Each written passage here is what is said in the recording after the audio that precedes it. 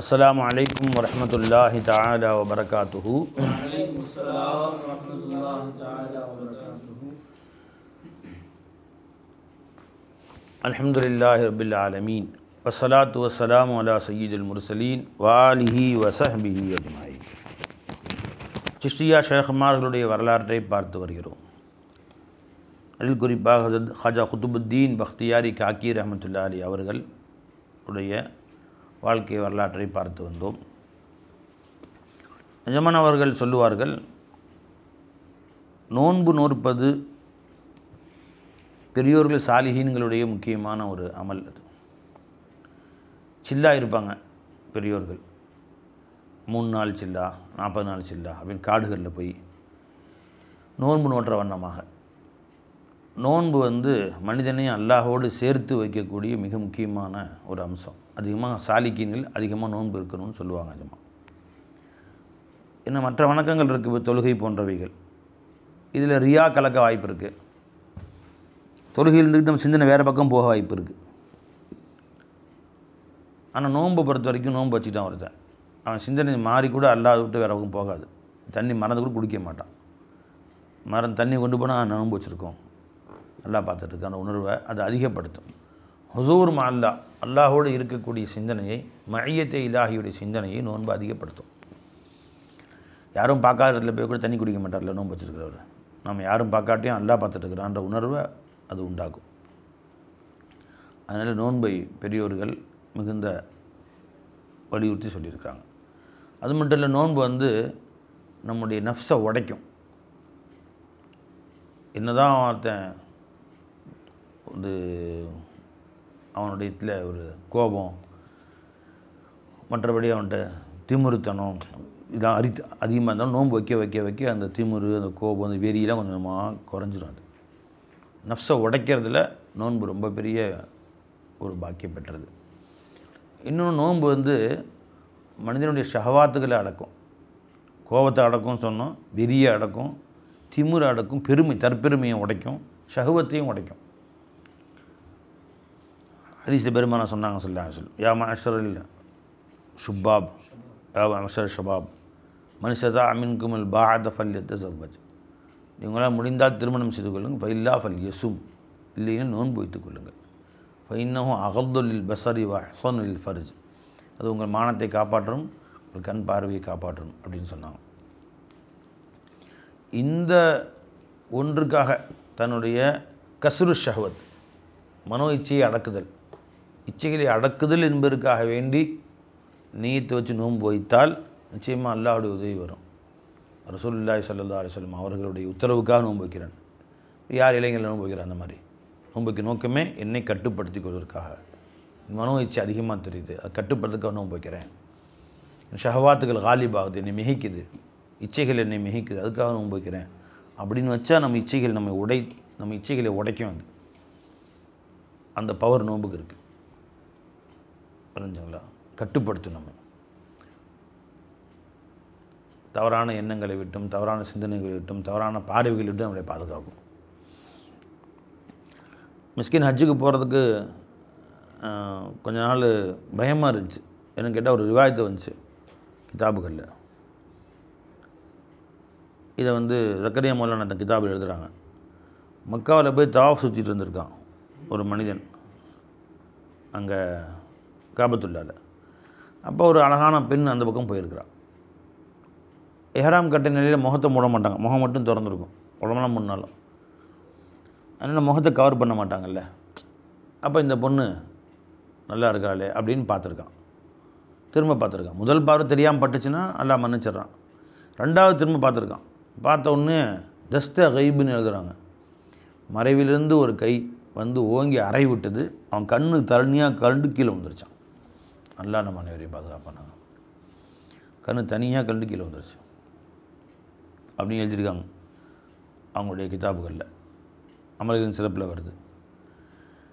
அப்போது நம்ம ஹஜ்ஜுக்கு போய்ட்டு 2 கண்ணும் பறந்துருச்சுன்னா என்ன பண்ணுறதுன்னு ஒரு பயம் நமக்கு. நம்ம ஏதோ பார்வை தெரியாமல் யார் மேலே பார்த்து வச்சு மனம் வேறு மாதிரி சிந்தனைகளை தூண்டி திரும்ப 2வது தடவை பார்க்குற மாதிரி வச்சு கண்ணு போச்சுன்னா, கண்ணோட ஹஜ்ஜுக்கு போய்ட்டு கண்ணு குருடால் வரணும் ஒரு பயம். ஆனால் குறுன்னு ஹஜ்ஜுக்கு போகாமல் நான் தப்பிச்சு இருந்ததுக்கு அது ஒரு காரணம். அப்புறம் அல்லாவாக இழுத்துட்டு போயிட்டான். வேறு ஒருத்தர் எழுதி போட்டு நீ ஹஜ்ஜு கொஞ்சம் கூட்டிகிட்டு தான் போவேன்னு எழுதி போட்டார். உங்கள் கூட தான் ஹஜ்ஜு செய்யணும் முடிவு பண்ணிட்டேன் சர்க்கார் அப்படின்னு. சரி போங்க, நான் எல்லா செலவையும் நான் பொறுப்பேற்றுக்கிறேன். சரி எழுதி போட்டு ஹஜ்ஜு சேங்ஷன் ஆகி வந்துருச்சு. வந்து அவர் மொத்தம் போயிட்டார். அப்புறம் நாமளா எல்லாத்துல கூட்டிகிட்டு போனோம். சரி முடிஞ்சு போச்சு. ஹஜ்ஜு எப்போ விழுந்துச்சோ அந்த ரமதான்லேருந்து விழுந்துங்களா பயத்தினால வேறு ஒன்றும் இல்லை. தக்குவா அதெல்லாம் அடுத்த பிரச்சனை, கண்ணு பிரச்சனையாக இருக்கு. 2 கண்ணும் போயிடுச்சுன்னா அப்படின்னு சொல்லி அது வேறு பயம். அதனால என்ன செஞ்சேன், நீங்கள் பறக்குது இறைவன் தக்குவா அதெல்லாம் அடுத்த பிரச்சனை. ரமதான்லேருந்து கறி கோழி மீன் முட்டை எல்லாத்தையும் விட்டாச்சு. வெறும் காய்கறி, நோன்பு அதிகமாக நோன்பு வச்சு அதிகமாக வாக்கிங். ஹஜ்ஜுக்கு 2 மாதத்துக்கு முன்னாடிருந்தே உடம்பு வந்து குறைச்சிக்கலாம் அப்படின்ட்டு 3 கிலோமீட்டர் ஓடுறது. இங்கேருந்து புற வச்சிருந்து மஞ்சக்குள்ள வரைக்கும் புது ரோடு போட்டிருந்தாங்க. அந்த அகல வழி பாதை அதை வந்து சரி பண்ணி ரோடு எக்ஸ்டென்ஷன் ரோடு போட்டிருந்தாங்க. அதில் ஓடுறது. தார் ரோடு போடாமல் மண் ரோடாக இருந்துச்சு. 3 கிலோமீட்டர் 4 கிலோமீட்டர் ஓடி உடம்பு கொஞ்சம் குறைக்கணும்.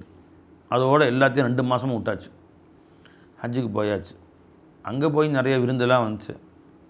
கறி கோழி எதையுமே தொடல. வெறும் காய்கறி, வெறும் ஒரு காஞ்சி போன பாகிஸ்தான் ரொட்டி ஒன்று வாங்கி தயிர் சுட்டு சாப்பிட்டுக்கிறது. இப்படி தான் அல்லாஹ்வுடைய ஃபஸலை கொண்டு கறி கோழி மீன் முட்டை எல்லாம் கூட இருந்தவங்களாம் கொடுத்தாங்க. நான் வந்து பத்தியம் டாக்டர் சாப்பிட வேணாம்னு சொல்லிட்டாங்கன்னு சொல்லிடுறது. அந்த டாக்டர் உள்ளே இருக்கிற டாக்டர் தான் சொல்லியிருக்காரு. கண் டாக்டர் அவர், கண் ஸ்பெஷலிஸ்ட் அவர் கண் டாக்டர் சொல்லியிருக்கிறாரு. கண்ணை பாதுகாக்கணும், கொஞ்சம் நாளைக்கு எதுவும் சாப்பிடக்கூடாது அப்படின்னு சொல்லிக்கிற சாப்பிட்றதில்ல. அல்லாஹ்வுடைய ஃபஸலை கொண்டு மதீனா ஷரீஃபில் போய் அப்புறம் ஊருக்கு கிளம்ப 4 நாள் தான் இருந்துச்சு. அப்புறம் வற்புறுத்தி விருந்து கூப்பிட்டாங்க, போனோம். ஆச்சுங்களா. அந்த மாதிரி அல்லாஹ் தஆலா பாதுகாக்க வச்சான். அப்போ இந்த நோன்பு இருக்குது பாருங்கள். அங்கே போய் அல்லாஹ்வுடைய ஃபஸல் அங்கேயும் நோன்பு வச்சோம். மக்காவில் போய் இப்போ அங்கே நோன்பு வைக்கிறது நம்மை பாதுகாக்கும், நம்மளுடைய மன இச்சைகளை உடைக்கும் அப்படிங்கிறாங்க. அதே மாதிரி கிபுரையும் மனசில் நான் பெரிய ஆளுங்கிற எண்ணத்தையும் நோன்பு வந்து உடைச்சிடும். கிதாப் ஹதீஸில் வருது இந்த மாதிரி அல்லா நஃப்ஸை படித்தான் பார்த்தீங்களா. நஃப்ஸை படித்தோன்னு அல்லாஹ் தஆலா நீ யார் நான் யாருன்னு கேட்டானா நஃப்ஸை பார்த்து. எந்த ஹதீஸுங்கிறது நீங்கள் பார்த்து சொல்லுங்கள். கிதாபுகளை எழுதுகிறாங்க. யார் சொன்னாங்க இந்த ஹதீஸ் ரிவாயத் என்னங்கிறது நான் பார்க்கல. அப்போது அந்த நஃப்ஸு சொல்லிச்சான், ஆனால் அந்த நீ தான் நான் தான் அப்படின்னு விளையாட்டு பெருமையாக பேசுச்சு நஃப்ஸு. சொல்லலாம். உடனே அல்லாஹ் அந்த நஃப்ஸை 1000 வருஷம் நெருப்பில் போட்டான், நரகத்தில் கொண்டு போய். 1000 வருஷம் கழித்து அது எடுத்து இப்போ சொல்லு நீ யார் நான் யார், இப்போவும் நீ தான் நான் தான்ச்சான். திரும்ப 1000 வருஷம் குளிர் நரகத்தில் போட்டான் அல்லாஹ் தஆலா. இப்போ வெளியே வந்துச்சு. இப்போ சொல்லு நீ யார் நான் யார், இப்போவும் சொல்கிறேன் நீ தான் நான் தான்ச்சான். அடப்பாவி நீ தெரிஞ்சில்லைன்னு 1000 வருஷம் பட்டினி போட்டான் அல்லாஹ் தஆலா. 1000 வருஷம் பட்டினியில் துடிச்சு போயிடுச்சு. எல்லாமே உடஞ்சிருச்சு. கொழுப்பெல்லாம் வற்றி எல்லாம் வற்றிடும் இல்லையா, துடிச்சிக்கிட்டு. இப்போ எல்லாம் கேட்டான் நீ யார் நான் யார், நான் அடிமை, நீ என் ரப்பு அல்ல, நீதான் என் ரப்பு, நான் அடிமை அப்படின்னுச்சான். அதனால தான் அல்லாஹ் ஜல்ல ஷானஹு தஆலா நமக்கு நோன்பை கடமையாக்கினான். எல்லா உம்மத்துகளுக்கும் நோன்பை கடமையாக்கியிருக்கான். பட்டினி கிடந்தால் தான் நஃப்ஸை அடங்குது. நஃப்ஸை அடக்கிறதுக்கு அது ஒரு வழி. இப்போ கிபுர் அடக்கிறது, இது மாதிரி பல வழிகளில் நம்முடைய நஃப்ஸு நமக்கு ஒத்துழைக்கிறது. நம்ம நஃப்ஸை கட்டுப்படுத்துறதுக்கு இந்த நோன்பு நமக்கு உதவியாக இருக்கிறது. அதனால் அதிகமாக சாலிக்கீன்கள் நோன்பு வைக்கணும் அப்படிங்கிறாங்க. குறைஞ்சபட்சம் வாரத்துக்கு 2 நோன்பு, மாதத்துக்கு ஒரு 3 நோன்பு புரிஞ்சுங்களா வைத்தால் அல்லாஹ் ஜல்ல ஷானஹு தஆலா சந்தோஷப்படுவான். மிஸ்கின் இப்போ இது முஹர்ரம் வந்துச்சு இல்லையா, முஹர்ரமுடைய முதல் பிறைக்கு நாள், அதாவது துல்ஹஜ்ஜுடைய கடைசி நாள் ஒரு நோன்பு வச்சாச்சு. முஹர்ரம் பிற 1க்கு ஒரு நோன்பு வச்சாச்சு. 2 நோன்பு வச்சுட்டேன். இந்த முஹர்ரம் 10 நாள் நோன்பு வைக்கணும்னு ஆசையாக இருந்துச்சு. வைக்கலான்னு தான் நான் வச்சேன். ஆனால் வந்து நோன்பு வச்சுட்டா தஃப்சீர் பாடம் நடத்த முடியல. 1.5 மணி நேரம் பாடம் நடத்த வேண்டியது, சத்தம் போட்டு தண்ணி நடு குடிக்க வேண்டியிருக்கு. அதனால் நோன்பு வைக்கல. ஹேர் அதை விட குர்ஆன் பார்க்குறது தஃப்சீர் பார்க்குறது மேலானது அப்படின்னு சொல்லிட்டு 2 நோன்பு வச்சாச்சு. இது அல்லாட்ட ஒரு சாக்கு போக்குக்காண்டி. வருஷத்துடைய கடைசி ஒரு நாள் வருஷத்துடைய ஆரம்பத்தில், இப்போ அந்த வருஷத்துடைய ஆரம்பத்துலேயும் கடைசியிலையும் நோன்பு வச்சுட்டா வருஷமெல்லாம் நோன்பு வச்சு சவாப் அல்லாஹ் கொடுத்துருவானே, இப்படி அல்லாட்டு கெஞ்சி வாங்கிக்கலாமே அப்படின்னு. ஏன்னா அல்லாஹ் தஆலா ஹதீஸில் வருது, வஸப்பி பிஹம்தி ரப்பிக கபல துலூஇ ஷம்ஸி கபல குரூபிஹா. சூரியன் உதிப்பதற்கு முன்பு, அதாவது ஒரு நாள் ஆரம்பிப்பதற்கு முன்பு, அந்த நாள் முடிவடைவதற்கு முன்பு, கபல குரூபிஹா. இந்த 2 நேரம் அல்லாஹ் தஸ்பீஹ் செய்யணும் அல்லாஹ் குர்ஆனில் சொல்கிறான். வஸப்பி பிஹம்தி ரப்பிக கபில துலூஇ ஷம்ஸி கபில குரூபிஹா. அப்புறம் அடுத்த சப்பி பிஹம்தி ரப்பிக்க பில் உதுவி வல் ஆசால், காலையும் மாலையும். இன்னொருத்த சப்பி பிஹம்தி ரப்பிக்க புக்கரத்தும் ஆசீலா, காலையும் மாலையும். பல இடங்கள் பல வார்த்தைகள் எல்லாம் சொல்கிறான். ஹதீஸ்லேயும் வருது, உதுக்கு அடியானை சப்பி என்னை நீ தஸ்பீ செய்வாயாக கபில துலூஇ ஷம்ஸி கபில குரூபிஹா, காலையிலும் மாலையும். கஃபா ஜி அக்குஃபீக்க, உனக்கு நான் போதுமாக்கிக் கொள்கிறேன், இடையில் உண்டான காலங்கள் ஏற்படக்கூடிய குறைகளை நான் மன்னிச்சிட்றேன், போதுமாக்கி ஹதீஸில் வருது. நல்லா சொல்வதாக ஹதீஸில் வருது. சொல்லலாம். அதனால் அதே மாதிரி வருஷ ஆரம்பத்துலேயும் வருஷ கடைசியிலையும் ஒரு நோன்பு வச்சு அல்லாவை தாஜா பண்ணி அல்ல எப்படியா நம்ம எல்லாம் மன்னிக்கலாம்ல, எப்படியோ மன்னிக்கிறது தானே நம்ம நோக்கம், எல்லாரோட மன்னிப்பு வாங்குறது தானே அப்படின்னு நோன்பு வச்சோம். அந்த மாதிரி வாரத்தில் மாதத்தில் 3 நாள் நோன்பு, வாரத்தில் 2 நாள் நோன்பு, இதெல்லாம் வந்து பெரியோர்கள் நம்ம கற்றுக் கொடுத்துருக்குறாங்க. புரிஞ்சுங்களா? இப்படியே நோன்பு வச்சு பழகணும். இந்த நோன்பை பற்றி ஹஜ்ரத் குத்புத்தீன் பக்தியாரி காக்கி ரஹ்மத்துல்லாஹி அலைஹி வலியுறுத்தி சொல்லுவார்கள். அதிகமாக நோன்பு வைக்கும்படி அவர்கள் முரீதுகளை தூண்டக்கூடியவராக இருப்பார்கள். அதிகமாக சொல்லுவாங்க, நீங்கள் வந்து இறையச்சம் இல்லாமல் சும்மா குனிஞ்சு நிமிந்து தொழுகிறது நஃபிலான வணக்க வழிபாடுகள். இவ்வாறு தொழுவதை விட நோன்பு நோற்று பட்டினி கிடக்கிறது 70 மடங்கு மேலானது அப்படின்னு சொல்லுவாங்க. அதனால் அந்த மாதிரி அதிகமாக நோன்பு வைக்கணும். இன்னும் நிஜமாக சொல்லுவாங்க, நோன்பு வைக்கிறது வெறும் வயிற்றுக்கு மட்டும் நோன்பு இல்லை, கண்ணுக்கு நோன்பு, காதுக்கு நோன்பு, கை கால்களுக்கு நோன்பு, வாய்க்கு நோன்பு, இவை அத்தனையுமே வேண்டாதவைகளை விட்டு விலகி இருக்க வேண்டும். அதுதான் உண்மையான நோன்பு என்று எஜமான் சொல்வார்கள். அதே மாதிரி எஜமான் அவர்கள் பக்தியாரி காக்கி ரஹ்மத்துல்லாஹி அலைஹி அவர்கள் ஹஜ்ஜை பற்றி மிக வலியுறுத்தி சொல்லுவார்கள். ஹஜ்ஜு ரொம்ப ரொம்ப அவசியமானது மனிதனுக்கு. வாழ்க்கையில் எப்போ உங்களுக்கு சான்ஸ் கிடைச்சோ முதல்ல ஹஜ்ஜை முடிச்சிருங்க. ஹஜ்ஜு அல் ஃபவுர் என்பது ஹனஃபி மதுஹப் கடமை. நீ ஹஜ்ஜு தாமதப்படுத்தவே கூடாது. ஹஜ்ஜு இன்றைக்கி ஒரு நாள் செய்ய வாய்ப்பு இருக்கா, அந்த சாக்கு இந்த சாக்குன்னு எதிர்பார்த்து இதை முடிச்சுட்டு போகலாம், அதை முடிச்சுட்டு போகலாம், வீடு கட்டிட்டு போகலாம், பிள்ளைகளை கல்யாணம் முடிச்சு வச்சுட்டு போகலாம், அதை செஞ்சுட்டு போகலாம், இதை செஞ்சுட்டு போகலாம் என்றெல்லாம் நீங்கள் வந்து சாக்கு போக்கு சொல்லி ஹஜ்ஜை தாமதப்படுத்திட்டு இருக்க வேணாம். ஹஜ்ஜை உடனடியே செஞ்சுருங்க. ஏன்னா ஒரு காலம் வரும் ஹஜ்ஜு செய்ய முடிய வாய்ப்பு இல்லாமல் போயிடும். வயோதிகம் வந்து தடுத்துடும், அல்லது வந்து உடல்நல குறைவு வந்து தடுத்துடும், கைகால் வேலை செய்யாமல் போயிடும். ஒரு பக்கம் வாதம் அடித்து விடலாம் மனுஷனுக்கு. அல்லாஹ் நம்ம அனைவரையும் பாதுகாப்பானாங்க. ஏதேனும் நடந்துடலாம், கையில் இருந்து காசு காணாமல் போயிடலாம், இப்படியே நடந்துடலாம். அதனால் அல்லாஹ்தாலா வாய்ப்புன்னு கொடுத்துட்டா உடனடியாக ஹஜ்ஜு செஞ்சுருங்க. எதற்காக வேண்டி இனிமேல் ஹஜ்ஜை தாமதப்படுத்தக்கூடாது. யார் வந்து ஹஜ்ஜு செய்ய வாய்ப்பு இருந்தும் வசதி இருந்தும் ஹஜ்ஜு செய்யாமல் தாமதப்படுத்துகிறானோ, பெருமானார் சொன்னாங்க ஸல்லல்லாஹு அலைஹி வஸல்லம், யூதனாகவோ கிறிஸ்துவனாகவோ அவன் இறப்பானாக, அஊது பில்லாஹி மின்னா அப்படின்னு சொல்லியிருக்காங்க. யூதனாகவோ கிறிஸ்துவனாகவோ அவன் இறப்பானாக. அது சிறுக்க முடியுமா எடுங்க. வலி எமுத்து யஹூதியனோ நசரானியன் வல்லம் யஹுஜவா என்று வரும். அப்போது ஹஜ்ஜு வந்து இந்த உம்மத்தில் ஒரு பெருமானார் சொன்னாங்க, இந்த உம்மத்துங்களுக்கு ஒரு ஜிஹாது மாதிரி.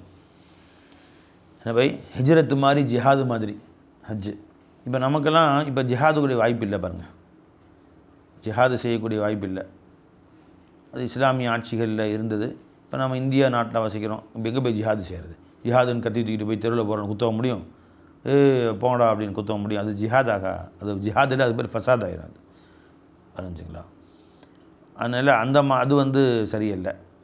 பெருமானார் சொன்னாங்க ஸல்லல்லாஹு அலைஹி வஸல்லம், மல்லம் யம்னஹு அனில் ஹஜ்ஜி ஹாஜத்துன் தாஹிரத்துன் அவ் சுல்தானுன் ஜாயிருன் அவ் மரதுன் ஹாபிசுன் ஃபமாத்த வலம் யஹுஜ்ஜ ஃபல்யமுத் இன்ஷா யஹூதியன் இன்ஷா நஸ்ரானியன்.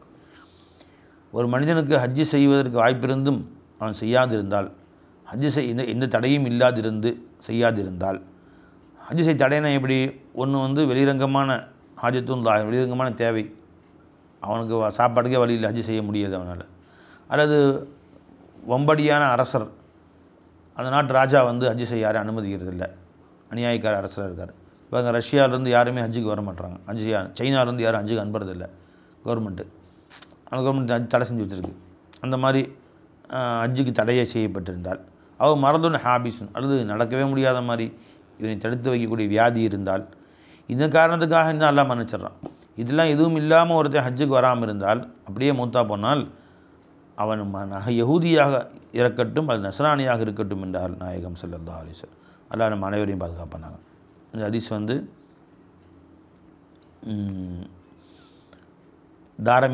தாரமி பைஹக்கில் ரிவாய் செய்து, அபூ நுஐமில் ரிவாய் செய்யப்படுகிறது. சரி, அப்போது அந்த மாதிரி ஹஜ்ஜு வந்திருக்கேன். ஹஜ்ஜை ரொம்ப முக்கியமாக செய்யுங்க, ஹஜ்ஜுக்கு வந்து முக்கியத்துவம் கொடுங்கன்றாங்க. இப்போ இந்த உம்மத்துடைய ஜிஹாத் என்றால் ஸல்லல்லாஹு அலைஹி வஸல்லம் பாருங்கள், ஒரு பெண்மணி வந்து யாரை சொல்ல எங்கள் ஜிஹாதில் நாங்கள் கலந்து கொள்ள முடியல, நீங்கள் ஹஜ்ஜு செய்யுங்க, அதுதான் ஜிஹாது அப்படின்னு சொல்கிறாங்க. அது ஹதீஸில் வருது. அப்போ இந்த உம்மத்தில் நம்ம இப்போ ஜிஹாது நமக்கு வாய்ப்பில்லை. சரிங்களா? இஸ்லாமிய நாடாக இருந்து எதிரிகள் நாடு நம்மை நோக்கி படையெடுத்து வந்தால் நாம் செய்யக்கூடியது ஜிஹாது. இப்போ நம்ம வந்து இஸ்லாமிய நாடு அல்ல, இது வந்து பொது நாடு, மதச்சார்பற்ற நாட்டில் இருக்கும். இங்கே போய் நம்ம கத்தி தூக்கிட்டு ஜிஹாதுன்னு போகிறது ஃபசாத், அது குழப்பம். அது ஜிஹாத் அல்ல. 4 பேர் வெட்டுறேன் நானும் ஜிஹாது சேரணும், இங்கே ஜிஹாதெலாம் செய்யக்கூடாது. இங்கே போய் யாரையும் வெட்டினா அது பேர் அது ஃபசாது, அது குழப்பம். குழப்பவாதிகளை கொண்டு விட வேண்டும். அரசாங்கமும் சும்மா விடாது. வரைஞ்சிங்களா? நான் ஜிஹாது செய்யலாம் கிளம்பினாங்கன்னா அதான் செய்யவே கூடாது இங்கேலாம். வரைஞ்சிங்களா? சரி, அப்போது ஹிஜ்ரத் செய்ய முடியுமா? ஹிஜ்ரத்னா ஒரு ஊரை விட்டு எங்கே வந்து நமக்கு தவறு நடக்கிறதோ அந்த ஊரை விட்டு நல்ல இடத்துக்கு, நல்ல ஊர்களுக்கு மாறிக்கிறது. இது பேர் ஹிஜ்ரத். நன்மை செய்யக்கூடிய இடத்துக்கு மாறுறது. அந்த மாதிரி இப்போ செய்ய முடியுமா? முடியாது. இந்த ஊரை விட்டு அதனால் இது இந்த உம்மத்துடைய ஜிஹாதாகவும் இந்த உம்மத்துடைய ஹிஜ்ரத்தாகவும் இப்பொழுது இருப்பது ஹஜ்ஜு தான். ஒரு பெண்மணி வந்தாங்க பெருமானார் ஸல்லல்லாஹு அலைஹி வஸல்லம், யா ரசூலுல்லாஹ் தரால் ஜிஹாத் அஃலலுல் அமாலி அஃபலா நுஜாஹிது லம்மா காலத் ஆயிஷா. இது ஆயிஷா ரலியல்லாஹு தஆலா அன்ஹு அவர்கள் ரிவாய் செய்து தான் வந்திருக்கு.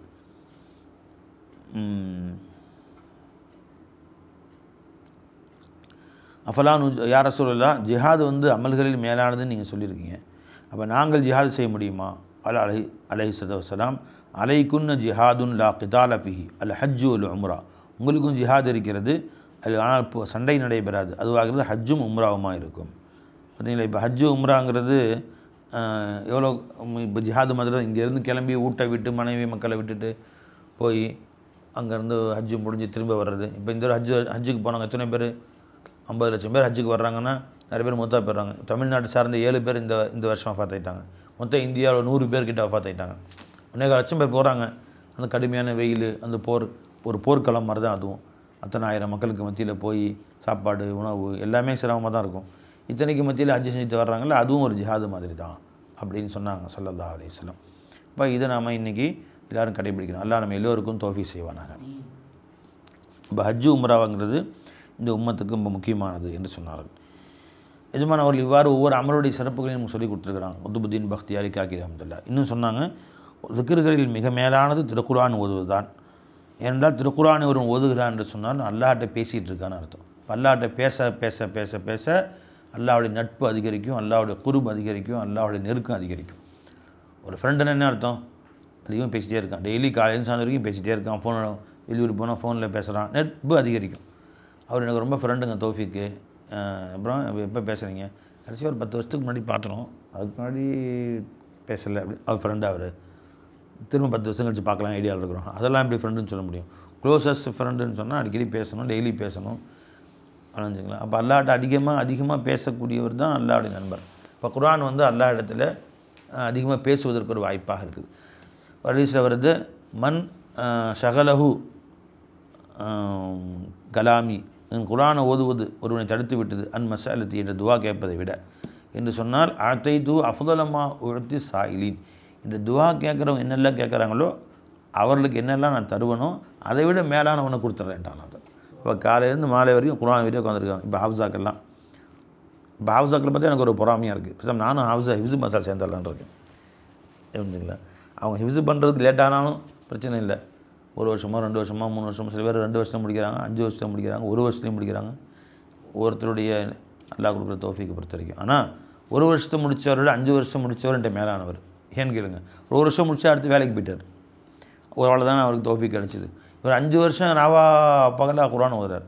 குர்ஆன் ஓதக்கூடியவருக்கு என்னிடத்திலே யார் வந்து துவா கேட்குறார்களோ அவர்களுக்கு என்ன நான் தருவேனோ அதை விட மேலானது கொடுத்துட்றேங்கிறாங்க. சுப்ஹானல்லாஹ் சுப்ஹானல்லாஹ். நினச்சிங்களா?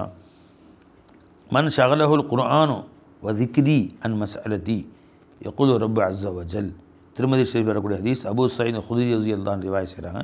ஒருவனை இந்த குர்ஆனும் திக்ரும் அவனை ஈடுபடுத்தி விட்டது, அன் மஸ்அலதி என்ற துவா கேட்பதற்கு வாய்ப்பு இல்லாமல், அத்தைதுஹு அவனுக்கு நான் கொடுக்கிறேன், அஃலலுமா உஅத்தி சாயிலீன் என்று கையேந்தி துவா கேட்குறவங்களுக்கு என்னெல்லாம் கொடுக்குறனோ அதை விட மேலானது அவர் கொடுத்துறேன். அல்லாஹ் அக்பர். காலையிலேருந்து மாலை வரை குர்ஆன் ஓதிட்டு இருக்குது, அவ்வளோ ஒரு பாக்கியம். அந்த டைம் நடுவில் நீங்கள் மனசு ஏதாவது நினச்சிங்கன்னா அதை கபூல் செஞ்சிடும், கையேந்து கேட்க தேவையில்லை.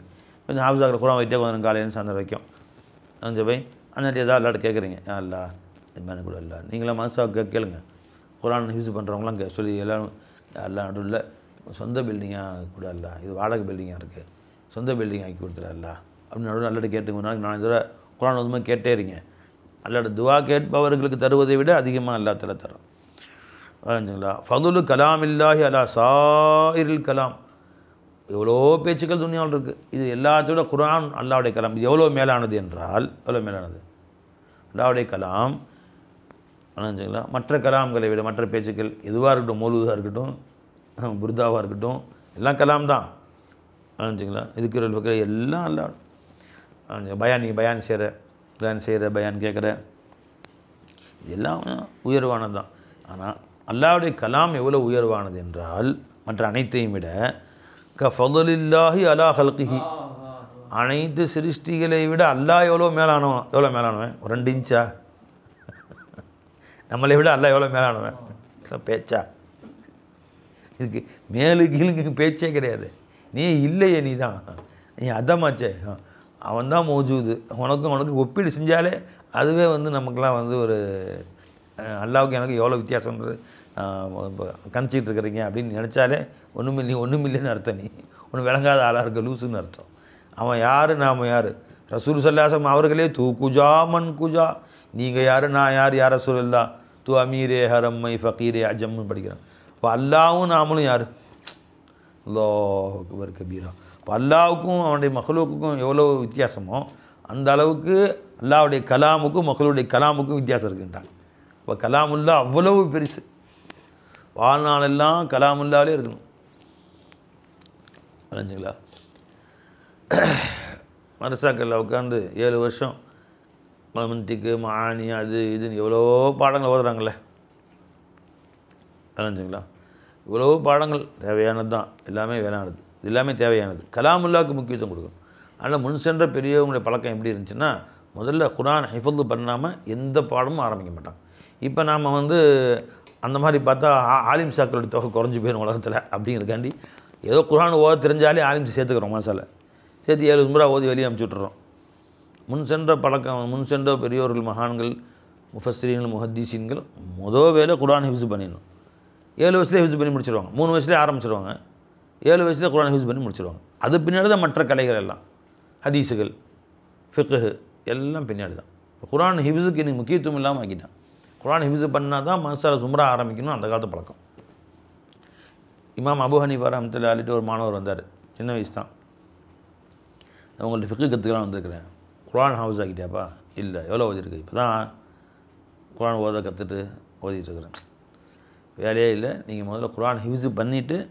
அப்புறமேல எங்கிட்ட நீங்கள் வாங்க ஃபிக்ஹு கற்றுக்கலாம் அப்படின்னு சொல்லி அனுப்பிச்சிட்டாங்க திரும்ப அடுத்த வாரம் வந்துட்டார் வெள்ளிக்கிழமை இந்த வெள்ளிக்கிழமை போய் அடுத்த வெள்ளிக்கிழமை வந்துட்டார் நான் தான் அவனுக்கு போன வாரமே சொல்லிட்டேன் நம்பி இப்போ முதல்ல குரான் ஹிஃப்ஸ் பண்ணிட்டு எத்தனை வருஷம் ஆனாலும் பரவாயில்ல 5 வருஷம் ஆனாலும் சரி 7 வருஷம் ஆனாலும் சரி குரானை முதல்ல ஹிஃப்ஸ் பண்ணிவிட்டு வந்து அதுக்கு பின்னாடி ஃபிக்ஹு பாடம் கற்றுக்கலாம் அப்படின்னு சொன்னோன்னே குரான் மனப்பாடம் பண்ணிட்டேன் ஜமானே அப்படின்னு பண்ணிட்டீங்களா இப்போ போன வாரம் தான் ஒரு ஜூஸு கூட ஹிஃப்ஸு இல்லைன்றீங்க இப்போ 30 ஜூஸையும் ஒரே வாரத்தில் ஹிஃப்ஸ் பண்ணிட்டேன் 30 ஜூஸையும் ஒரே வாரத்தில் ஹிஃப்ஸ் பண்ணிட்டீங்க சொல்கிறார் எங்கள் கேட்டாலும் சொல்கிறார் அப்பா உட்காருப்பா நீ செல்லப்பில்லை நீ தான்ப்பா எதிர்காலத்தில் இந்த மார்க்கத்துக்கு தூணாக இருப்பப்பா அப்படின்னாங்க கடைசியில் அபு ஹனீஃபா ரஹ்மத்துல்லாஹி வாழ்நாளெலாம் என்னவெல்லாம் சொன்னார்களோ என்னவெல்லாம் அவருடைய உழைப்பு இருந்ததோ என்னவெல்லாம் மசாயல்கள் எழுதினார்களோ அதையெல்லாம் உலகத்துக்கு அறிமுகப்படுத்தினதே அவர் தான் எஜமா சொல்லிட்டு போயிட்டாங்க எழுதிலாம் வைக்கல அது எழுதி வச்சதே முகமது ரஹ்மத்துல்லாஹி அலைஹி தான் அவங்க தான் ஜியாதாத்து மபசூத்து சேரு சகீர் சியருல் கபீர் ஜாமியுல் சகீர் ஜாமியுல் கபீர் 6 புஸ்தகம் எழுதினாங்க ஆச்சுங்களா அரபு ஹனஃபி மதவில் உசூல் அதுதான் உசூல் கிதாப் உம்முல் கிதாப் அதுதான் ஷாஃபி மதவில் கிதாபுல் அதுதான் உம்முல் கிதாப் அவங்கள்ட்ட ஹனஃபி மதவில் இதுதான் கமாஃபில் உசூல் அப்படின்னு சொன்னால் இந்த உசூல் கிதாப் இந்த 6 கிதாப் இதில் உள்ளது தான் மசாயில் இதுக்கு ஃபரா தான் மற்ற எல்லா கிதாபும் வரைஞ்சிடலாம் அவ்வளோ கிதாப் எழுதி வச்சுட்டு போயிட்டாங்க யார் இமாம் முகமது ரஹ்மத்துல்லாஹி அலைஹி ஒரே வார்த்தை குரான் ஹிஃப்ஸ் என்ன மாதிரியாக இருந்திருக்காங்க பாருங்க நம்ம ஒரு வாரத்தில் ஒரு பக்கம் கூட மனப்படாம மாட்டேங்குது மனசில் வந்து மறந்து போயிடுது எல்லாமே அப்போ அவங்க எப்படி சிந்தனை இருந்திருக்கும் நம்ம சிந்தனை எப்படி இருந்திருக்கு பாருங்கள் அப்போ எல்லோரும் குரான் ஹாஃபிஸாக வாங்கணுங்க எல்லோரும் நம்ம எல்லாருக்கும் தௌஃபீக் செய்வானாங்க அப்போ குர்ஆன் வந்து அவ்வளோ உயர்வானது, துனியாவிலையும் உயர்வானது, கபர்லேயும் உயர்வானது, ஆகிரத்துலேயும் உயர்வானது. குர்ஆன் எப்படியாவது ஹாஃபிஸா ஆயிடணும். ஒரு அம்மா ஒரு 55 வயசு இருக்கும், இந்த குர்ஆனுடைய உயர்வெல்லாம் கேட்டுட்டு அந்த அம்மா, நான் 55 வயசு ஆகிடுச்சு, குர்ஆன் ஹாஃபிஸா ஆகட்டுமா அப்படின்னு. ஆகுங்கம்மா அப்படின்னு அந்த அம்மா 1000 வேலைகளுக்கு மத்தியில் ஒரு ஸ்கூலில் படித்து கொடுக்குறாங்க. காலையிலேருந்து சாயந்தரம் வரைக்கும் படித்து கொடுக்கணும், அடுத்த நாள் பாடங்களுக்கு ப்ரிப்பரேஷன் பண்ணணும், அத்துடனே குர்ஆன் ஹஃபிஸ் பண்ணி ஒரு நாளைக்கு அரை பக்கம் ஒரு பக்கம் சொல்லிகிட்டு இருக்கிறாங்க. இப்போ நடந்துகிட்டு இருக்குது அது. இப்போ ரொம்ப ஆச்சரியமாக இருந்துச்சு, அவங்களுக்கு எவ்வளோ ஒரு ஆர்வம் இருந்திருக்கு அவங்களுக்கு. அல்ல அவங்களையும் ஹாஃபிஸா ஆக்குவானாங்க, என்னையும் அல்ல ஹாஃபிஸா ஆக்குவானாங்க. ஒரு அம்மா 80 வயசு குர்ஆன் ஹிஃப்ஸ் பண்ணணும்னு ஆசை வந்துருச்சான். சரி உட்காந்து 10 வருஷம் ஹிஃப்ஸ் பண்ணி ஹாஃபிஸா ஆகிட்டாங்க. ஒரு ஊரில் பேப்பரில் போட்டிருக்காங்க. ஜி இந்த காலத்துலேயும் 7 வயசில் ஹாஃபிஸா முடித்தவங்க போன வருஷமாக 2 பேர் முடிச்சிருக்காங்க. ஒரு மாணவர் ஒரு மாணவி 2 பேர் 7 வயசில் குர்ஆன் ஹிஃப்ஸ் முடிச்சிருக்காங்க. இப்போ சாத்தியமாக இருக்குது, சாத்தியம் இல்லைன்னு சொல்கிறதுக்கு வாய்ப்பே கிடையாது. சாத்தியம் இருக்குது, 7 வயசில் குர்ஆன் ஹாஃபிஸா ஆகிட்டாங்க. ஏதோ ஒரு காயல் பட்டணமோ ஏதோ சொன்னாங்க, 7 வயசுலேயே அந்த பிள்ளை ஹாஃபிஸா ஆகிடுச்சு. நாங்கள் நினைஞ்சிங்களா, ஒரு மனிதர் ரிட்டையர்டில் ஆகிட்டார், 65 வயசு 75 வயசு இருக்கும் அவருக்கு. அவருக்கு வந்து கால் உடஞ்சி போச்சு. நாங்கள் குடியிருந்த தெருவில் தான் குடியிருந்தார், 4வது தர்ம நகர், சூரமங்கலம், சேலம் 5. எங்கள் வீட்டு 4 வீடு தள்ளி அவர் குடியிருந்தார். மனைவி மக்கள்லாம் போயிட்டாங்க, அவர் மட்டும் தனியாக இருந்தார். இப்போ என்னங்க செய்கிறேன், குர்ஆன் ஹிஃப்ஸ் பண்ணிட்டுருக்கிறேன், ஏறத்தில் 10-20 வயசு ஹிஃப்ஸ் பண்ணிட்டேன். வயசாகிடுச்சு, இனி வேறு வேலை இல்லை, 3 நேரம் சோறு கிடச்சிக்குது, உட்காந்து குர்ஆன் ஹிஃப்ஸ் பண்ணுறது தான் வேலை. 20 வயசு ஹிஃப்ஸ் பண்ணிட்டேன் அப்படிங்கிற. 70 வயசில் ஆரம்பிச்சு முழுசாக முடித்தாங்களா என்னாச்சு அதுக்கு பண்ணி அவங்க பற்றி எனக்கு கதை தெரியல. 30 வயசு ஹிஃப்ஸ் முடித்தாங்களா என்னன்னு தெரியல. அங்கே 20 வயசுக்கிட்ட முடிச்சிட்டேன் அப்படின்னு சொன்னாங்க. அப்படியே ஞாபகம் இருக்குது எனக்கு. நான் போய் பார்த்தேன் அவங்கள, வயசான மனுஷன், கால் சரியாக வேலை செய்யலை. அப்போ இந்த வயசுலேயும் குர்ஆன் ஹிஃப்ஸ் பண்ணுறது தடை இல்லைன்னு தெரியுது. குர்ஆன் அதிகமாக ஓதணும், அல்லாஹ்வுடனே உள்ள தொடர்பு அதுதான். புரிஞ்சுங்களா, நம்ம நேரத்தை வீணாக தண்டங்களில் போக்குறது குர்ஆன் அதிகமாக ஓதி குர்ஆன் ஹிஃப்ஸ் பண்ணணும். ஹிஃப்ஸ் பண்ண குர்ஆனை மனப்பாடம் பண்ணதை மறக்காமல் எடுத்துக்கிட்டே இருக்கணும். டெய்லி ஒரு ஜூஸு மனப்பாடமாக கொடுத்துடணும், ஹாஃபிஸாக்களுடைய கடமை. ஹாஃபிஸா அல்லாதவர்கள் ஹிஃப்ஸ் பண்ணுங்கள், ஹாஃபிஸானவர்கள் ஒரு நாளைக்கு ஒரு ஜுஸுவாவது அந்த மனப்பாடம் யார்கிட்ட பாடம் ஒப்படைக்கணும். அதுக்கு நேரங்களை ஒதுக்கிக்கணும் இன்ஷா அல்லாஹ் தஆலா. சரியா? இன்னும் எஜமான் அவர்கள் சொன்னார்கள், குதுபுத்தீன் பக்தியாரி காக்கி ரஹ்மத்துல்லாஹி அலைஹி, ஒருவன் அல்லாஹ்வை அடைய விரும்பினால் அந்த பாதையில் அதிகமாக முஜாஹதா செய்ய வேண்டும். நீ எதில் முயற்சி செய்யறியோ அதான் கிடைக்கும். ஒருத்தன் கடை வைக்கிறான், அதில் பெரிய ஆளாக வரணும் அப்படின்னு சொன்னால் காலையிலேருந்து சாயந்தரம் வரைக்கும் முயற்சி செய்கிறானா இல்லையா? சும்மா விட்டுருவானா? ஒரு பெரிய ஜவுளி கடை ஓனர் படுத்து தூங்கிட்டு பெரிய ஆளாகிடுவாரா? என்ன செய்வார்? இரவு பகலாக அதுதான் செய்வார். ரவாப்பால் கடையை கணக்கு பார்க்கணும், போய் பர்ச்சேஸ் பண்ணணும், ஊன் உறக்கம் இல்லாமல் வெளியூர்களுக்கு போய் அலைஞ்சு துணிமணி வாங்கிட்டு வரணும், வந்து ஒழுங்காக அடுக்கி வைக்கணும், கணக்கு வழக்கு பார்க்கணும். 9 மணிக்கு கடை மூடி எல்லாத்தையும் எழுதி அனுப்பிச்சிடுவாங்க. அவரும் தூங்கிட்டு காலையில் 9 மணிக்கு கடை திறப்பாங்க. அவரும் போய் காலையில் வருவாரா? 9 மணிக்கு கடை மூடின பின்னாடி எல்லாம் கலங்கோலமாக கிடக்காதான் அடுக்கி வைக்கணும். அடுத்த நாள் காலையில் கடை திறக்கணுங்களே. அது மட்டுமா, புது சரக்கு வந்திருக்கும், அதை எடுத்து ஃபுல்லாக அடுக்கி வைக்கணும், பிரித்து அடுக்கி வைக்கணும். அதுக்கு பின்னாடி காலையிலேருந்து வந்து காசு பணம் கரெக்டாக இருக்கா, டேலி ஒழுங்காக ஆகுதா, ஈக்குவல் பார்க்கணும். எல்லாத்தையும் சரி பண்ணணும். ஆகா அவர் விடி தூங்காமல் உட்காந்துருப்பார். பண்டிகை நாட்கள் வந்துருச்சா, அதிக வியாபார நாட்கள் வந்துருச்சா, இரவும் தூக்கம் இல்லை, பகலும் தூக்கம் இல்லை. ஒருத்தர் சொன்னார், ஒரு பெரிய வசதியானவர், மிகப்பெரிய கடைக்கு அதிபதி, பார்க்க போயிருந்தோம். சாப்பிட்டீங்களா? காலையிலேருந்து 5 மணி சாயந்தரம் 5 மணிக்கு ஒன்றுமே சாப்பிடல. இதுதான் சரிங்க, ரொம்ப பச்சுனா ஒரு சாயை வாங்கி குடிச்சிக்கிறது, வடை வாங்கி சாப்பிட்டுக்கிறது, அவ்வளோதான். உட்காந்து சாப்பிட எங்கே டைம் இருக்குது? 10 நாள் எனக்கு சீசன் முடிகிற வரைக்கும் ஒன்றுமே செய்ய முடியாது. அப்படி இப்போ ஊன் உறக்கம் இல்லாமல் உழைச்சா தான் அந்த கடையை வளர்த்துக்கிறாங்க. ஒரு கிரிக்கெட்டில் பெரிய ஆளாக வந்து வேர்ல்டு கப் வாங்கிட்டார். என்ன பை, இப்போ அவர் ஒன்றும் இல்லாமல் உழைக்காமல் டக்குன்னு போனார், உடனே அடித்தார், ஷாட்டு பறந்து 6 பறந்துருச்சு, உடனே அவர் வந்து வேர்ல்டு கப் வாங்கிட்டார், மேன் ஆஃப் தி மேட்ச் வாங்கிட்டார். சொல்ல முடியுமா அப்படி? அப்பா, அதுக்கு பயிற்சியாருன்னு ஒருத்தர் போட்டிருப்பாங்க கிரிக்கெட்டுக்கு. அவர் காலையிலேருந்து ஃபஜ்ரோட 4 மணிக்கு இருந்துச்சுன்னா பெண்ட் எடுத்துகிட்டு ஒரே ஒரு டீ கூட கொடுக்காம ஓடு கிரவுண்டை 10 வாட்டி சுற்றணும். இந்த 11 பேரும் யாரெல்லாம் அந்த கிரிக்கெட்டுக்கு பழகிறாங்க, 10 பேர் 12 பேரா 11 பேரா, அத்தனை பேரும் வேர்ல்டு கப் வருதுன்னா அதுக்கு முன்னாடி பயிற்சியாளர்கிட்ட ஒப்படைச்சிருவாங்க. அவர் 1 மாதம் பெண்டு நவுத்திடுவார், கிரவுண்டை சுற்றணும். அப்புறம் வலைக்கு உள்ள பேட்டிங் பயிற்சி கொடுப்பார். அவங்க வந்து போட்டே இருப்பாங்க, ஒரு அடி காலையிலேருந்து சாயந்தரம் வரைக்கும் போய் கை காலெலாம் வலிக்கும். பவுலிங்கா வரும், ஒரு பால் நம்ம பவுலிங் பண்ணணும்னு வச்சுக்கோங்க, ஃபாஸ்ட்டாக ஓட்டி வந்து இந்த கை அப்படி சுற்றி போனோம்னு வச்சுக்கோங்களேன், இந்த கை இங்கே நின்றுக்கும், அந்த கை அங்கே நின்றுக்கும், நடு கால் அப்படி நின்றுக்கும்.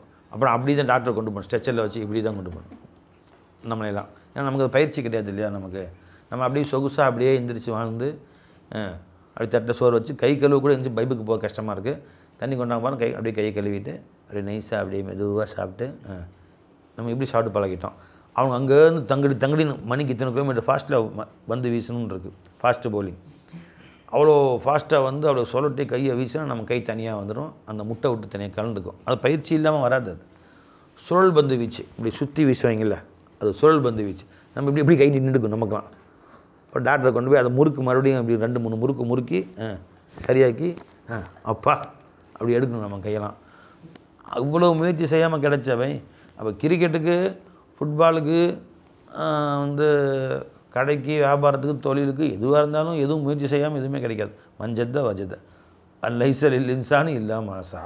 அதுமாதிரி நீ மார்க்க அறிஞராக வரணுமா, சும்மா உட்காந்து வர கிதாபெல்லாம் பார்க்கணும். ஆயிரக்கணக்கான ஃபிக்கு கிதாபுகள், தஃசீர், ஹதீஸு இதெல்லாம் பார்த்தா மார்க்க அறிஞராக வரலாம். அதேமாதிரி சூஃபியாக வரணுமா, இறை ஞானியாக வரணுமா, அதுக்குரிய திக்ருகள், ஃபிக்ருகள், முஷாஹதா, முராக்கபா பயிற்சிகள், ஞான பயிற்சிகள், பயிற்சி 1, பயிற்சி 2, பயிற்சி 3 நம்ம இஷாரா சுலுக்கில் பயிற்சிகள் நிறையா கொடுக்குறாங்க.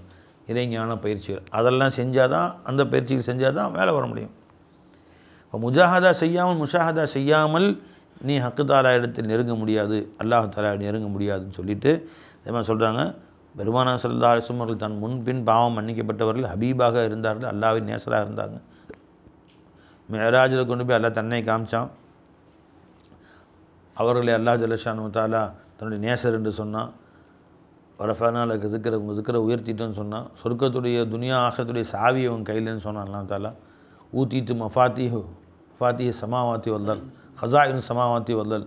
வானபூமி அத்தனையுடைய பொக்கிஷங்கள், சொர்க்கத்துடைய சாவியும் அதில் உள்ள இருக்குது. அது ஒரு சாவி சொர்க்கத்துடைய சாவியும் உள்ளே இருக்குது. அத்தனையும் கொடுக்கப்பட்டவர்கள் நாயகம் ஸல்லல்லாஹு அலைஹி வஸல்லம் அவர்கள். நீங்கள் கால் வைக்காமல் சொர்க்கத்தில் யாரும் கால் வைக்க மாட்டார்கள் அப்படின்னு சொன்னாங்க. நமக்கெல்லாம் சொர்க்கத்துக்கு எல்லாத்துல உள்ளே விட்டால் போதும், சொர்க்கத்துக்கு நமக்கெல்லாம் அப்படின்னு நினைக்கிறோம். பெருமானா ஸல்லல்லாஹு அலைஹி வஸல்லம் அவங்க யாருக்கு சொன்னாங்களோ அவங்க சொர்க்கம் அது இல்லை, அவங்க யாருக்கு சொன்னாங்களோ அவங்களுக்கு சொர்க்கம். அந்த மாதிரியான முஹம்மது ரசூல் ஸல்லல்லாஹு அலைஹி வஸல்லம் அவர்கள் இரவெல்லாம் கால் வீங்க நின்று வணங்கினார்கள், இபாதத் செஞ்சாங்க, முஜாஹதா செஞ்சாங்க. இரவெல்லாம் கால்கள் மரத்து போகும் அளவுக்கு நின்று வணங்கினார்கள். அதே மாதிரி நபிமாருடைய வாரிசுகளும் அவர்களும் இரவு பகலாக இவ்வாறு செய்வதன் மூலமாகத்தான் அல்லாஹ் அடையும். அடைஞ்சுங்களா? அப்போ அல்லாஹ் தஆலா அடையிறதுங்கிறது முஷாஹதா இல்லாமல் வராது பை. அல்லாஹ் குர்ஆன் சொல்கிறான், யா அய்யுஹல்லதீன ஆமனு தகுல்லாஹ, ஈமான் கொண்டவரை அல்லாஹ் தக்வா செய்யுங்கள். தக்வா செஞ்சாச்சு. தக்வானா ஃபஸ்ட்டு என்ன, யா அய்யுஹல்லதீன ஆமனு ஈமான் முதல் ஷரத்து. ரெண்டாவது ஷரத்து என்ன, இத்தகுல்லாஹ, அல்லாஹ்வை தக்வா செய்யணும். என்ன, தொழுகை, நோன்பு, வணக்க வழிபாடு, மார்க்க அனுஷ்டானங்கள், ஹராம் ஹலால் பேணுதல், இவையெல்லாம் தக்வாவில் வந்துடும். அடுத்து அல்லாஹ் அடைய 3வது 2 வழியாச்சுங்களா. 3வது என்ன செய்யணும், வபுத்தகு இலைஹில் வசீலத்தை, அல்லாஹ்வின் பக்கம் நம்மை கொண்டு போய் சேர்த்து வைக்கக்கூடிய வசீலாவை தேடணும். அது யார், காமிலான ஷேഖுமார்கள். ஷேഖுமாருடைய வழிகாட்டுதல் இல்லாமல் அல்லாஹ்வை அடைய முடியாது. நாமெல்லாம் முஜாஹதா செஞ்சு அல்லாஹ் அடையணும் முடியாது. இப்போ வணக்க வழிபாடு இருந்தாலும் அடுத்து வசீலாவும் வேணும், வழிகாட்டுதல் வேணும் பை. யாருமே எப்படி சுயமாக டாக்டராக முடியாதோ, எப்படி சுயமாக வக்கீலாக முடியாதோ வழிகாட்டுதல் இல்லாமல், சுயமாக இன்ஜினியராக முடியாதோ வழிகாட்டுதல் இல்லாமல், அதில் சுயமாக இறை ஞானியாகவும் ஆக முடியாது, ஆரிஃப் பில்லாவாகவும் ஆக முடியாது, அல்லாஹ்வை அறிந்த நல்லடியாலும் ஆக முடியாது. வசீலா ஒன்று தேவை பை. நீங்கள் என்ன தான் இங்கிலீஷ் நல்லா படிக்க தெரியும் உனக்கு, இப்போ ஹார்ட் சம்மந்தமாக, கண் சம்மந்தமாக எல்லா புக்ஸாகவும் எழுதப்பட்டுருச்சு. அந்த கண் ஆப்ரேஷன் பண்ணுவது எப்படி புக் எழுதியிருக்காங்க இங்கிலீஷில், ஃபுல்லாக படித்தாச்சு, எல்லாம் தெரிஞ்சுக்கிச்சு. புரிஞ்சுங்களா? உடனே வீட்டில் இருந்த தேங்காய் வெட்டுற அறுவாள் எடுத்து நானும் கண் ஆப்ரேஷன் பண்ணுறேன்னு இறங்க முடியுமா நீ? புரிஞ்சுங்களா? ஹார்ட் ஆப்ரேஷன் பண்ணுவது எப்படி எல்லாம் கற்றுக்கிட்டுச்சு. அந்த இன்ஸ்ட்ருமெண்ட் பொருள்கள் எல்லாம் வாங்கியாச்சு. எப்படி ஹார்ட்டை அறுக்கிறது எப்படி, பொழக்கிறது எப்படி, அது என்ன செய்ய எல்லாம் கற்றுக்கிட்டாச்சு. புரிஞ்சுங்களா? பிவி உடம்பு சரியில்லை, நானே ஹார்ட் ஆப்ரேஷன் பண்ணிடுறேன் அப்படின்னு சொன்னால் ஒத்துக்குவாங்களா அவங்க? இப்படி கொண்டு முழுசாக கபரில் வச்சுருங்க, அறுத்து கொண்டு போய் தனித்தனியாக கபரில் வைக்கணும், எனக்கு என்ன இருக்குது? இப்படி கொண்டு போய் வச்சிருக்கு, உயிரோடு வச்சாலும் சரி எப்படி வச்சாலும் சரி, அந்த வேலையே வேணாம். ஒத்துக்குவாங்களா அவங்க? அப்போ படித்து தெரிந்து கொள்வது வேலை, அது அனுபவபூர்வமாக உள்ளவர்களோடு இருப்பது வேறு. அதனால் அல்லாஹ் ஜல்லஷானு தஆலா யா அய்யுஹல்லதீன ஆமனு தகுல்லாஹ வபுத்தகு இலைஹில் வசீலத்தை, அல்லாஹின் பக்கம் உன்னை சேர்த்து வைக்கக்கூடிய வசீலாவை தேடுங்கள். முடிஞ்சாதோட ஷேഖை பிடிச்சாச்சு, ஞானங்கள் பாடங்களை படித்தாச்சு, முடிஞ்சா வஜாஹிது ஃபி சபீலிஹி, அல்லாஹ்வுடைய பாதையில் ஜிஹாது செய்யுங்கள். ஜிஹாதுனா என்ன? முயற்சி செய்யுங்கள், உழையுங்கள். அல்லக்கும் துஃப்லிஹூன் தானே, நீங்கள் வெற்றி பெற்றவராகலாம் உங்கள் பாதையில். எந்த பாதையிலும் உழைப்பில்லாமல் யாரும் வெற்றி பெற முடியாது. ஆகவே நீ இறைஞான பாதைக்கு வந்தாலும் உழைத்து தான் அல்லாஹ் அடையும். இறைஞான பாதையில் உழைக்கிறது அர்த்தம் என்ன? முதல்ல ஷேக் கொடுத்து திக்ருகளை செய்யணும். அல்லாஹ் அல்லா திக்ரு, ஸலவாத், இஸ்திக்ஃபார், ஆரம்பமாக ஔராதுகளை விடாமல் ஓதணும். ரெண்டாவது ஷேக் சொல்லிக் கொடுத்த முஷாஹதா முராகபாக்களை பின்பற்றணும். அவங்க சொல்லிக் கொடுத்தாங்க, ஹர் ஃபேல்மே மஹ்லூக்கி நிஸ்பத்து காயிம் ரக்தே ஹுய் ஹக்கி குவத்க்கு மல்ஹூஸ் ரக்னா.